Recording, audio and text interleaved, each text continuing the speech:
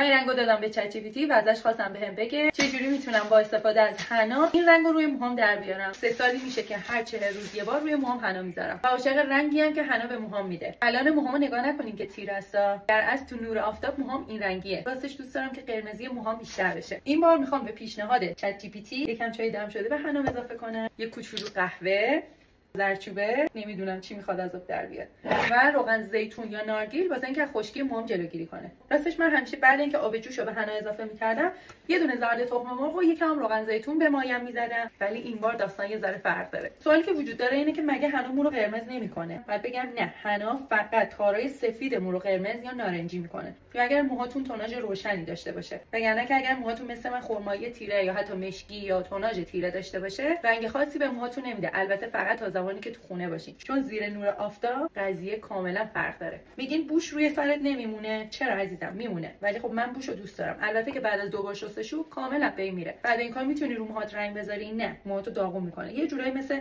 رنگ مشکی میمونه. بعد رنگ مشکی میتونی موهاتو روشن کنی، یعنی میشه ولی خب موهات داغون میشه. این دیگه تقریبا آماده است. روشو سلفون میکشم و 24 ساعت بهش زمان میدم که استراحت کنه و اصطلاحاً به عمل بیاد. اول پیشونی و چونه و دور گوش و گردن و اینا رو همه رو وازلین مالی میکنم.